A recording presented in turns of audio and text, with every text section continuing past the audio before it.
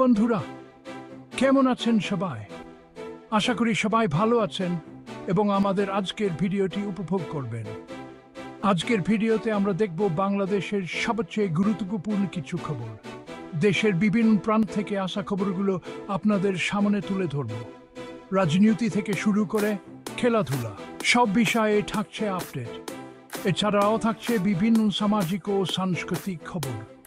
প্রথমে আমরা শেখ হাসিনার প্রত্যর্পণ নিয়ে, তার সাম্প্রতিক বক্তব্য এবং পরিকল্পনা নিয়ে আলোচনা করব। তারপর দেখব আদানি গ্রুপের বিতর্কিত চুক্তি নিয়ে কি হচ্ছে, এই চুক্তির প্রভাব এবং জঙ্গের প্রতিক্রিয়া নিয়ে বিশ্লেষণ করব। আরও থাকছে অনেক গুরুত্বপূর্ণ খবর। দেশের বিভিন্ন প্রান্ত থেকে আসা খবরগুলো আপনাদের সামনে তুলে দেব। তাহলে চলুন শুরু করা যাক। আমাদের সাথে থাকুন এবং সব খবরের আপডেট পেতে ভিডিওটি শেষ পর্যন্ত দেখুন। বাংলাদেশ সরকার চাইছে সাবেক প্রধানমন্ত্রী শেখ হাসিনাকে ভারত ফেরত পাঠায়। মনে আছে তো, 2024 সালে এখন তাঁর সরকারের পতন হয়, তখন তিনি ভারতে আশ্রয় নিয়েছিলেন। সেই সময়ে রাজনৈতিক অস্থিরতা এবং সহিংসতার কারণে তিনি দেশ ছেড়ে যেতে বাধ্য হন। এখন তার বিরুদ্ধে অনেক গুরুতর অভিযোগ উঠেছে। এর মধ্যে দুর্নীতি, ক্ষমতার অপব্যবহার এবং মানবাধিকার লঙ্ঘনের অভিযোগ রয়েছে। তবে শেখ হাসিনা বলছেন এসব মিথ্যা অভিযোগ। তিনি দাবি করছেন রাজনৈতিক প্রতিহিংসার শিকার হচ্ছেন।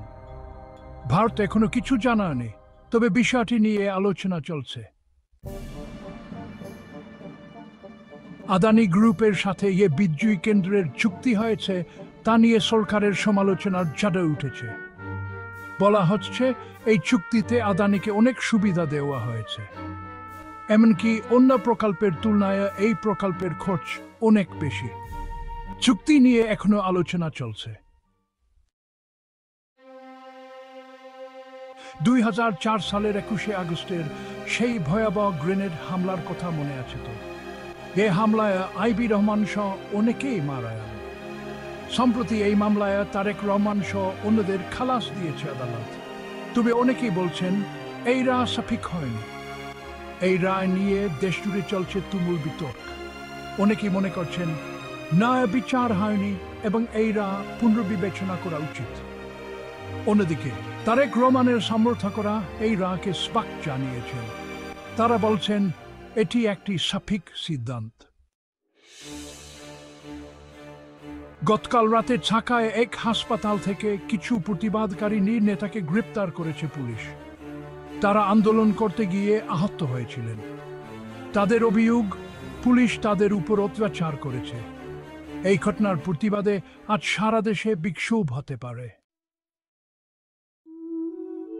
একটি সুন্দর খবর, সুন্দরবনের কাছে এক দ্বীপে অনেক দুর্লভ প্রজাতির শামুক ছেড়ে দেওয়া হয়েছে। এতে করে সেখানকার পরিবেশের অনেক উন্নতি হবে। আর খেলার জগৎ থেকে একটি উত্তেজনাপূর্ণ খবর। বাংলাদেশ ক্রিকেট দল ওয়েস্ট ইন্ডিজকে হারিয়ে সিরিজ জিতে নিয়েছে। টাইগাররা সত্যি অনেক ভালো খেলছে। গতকাল বাংলাদেশ সচিবালয়ে একটি ভয়াবহ আগুন লাগে। এতে সচিবালয়ের অনেক ক্ষতি হয়েছে, তবে কেউ আহত হয়নি। আগামী 26শে মার্চ বাংলাদেশের স্বাধীনতা দিবসে ভুটানের রাজা বাংলাদেশ আসছেন। সরকার চাইছে সারা দেশে স্বাস্থ্য সেবার মান আরো ভালো করতে। এজন্য তারা বিভিন্ন পদক্ষেপ নিচ্ছে। তো বন্ধুরা, এই ছিল আজকের গুরুত্বপূর্ণ কিছু খবর। আমাদের চ্যানেলটি সাবস্ক্রাইব করতে ভুলবেন না।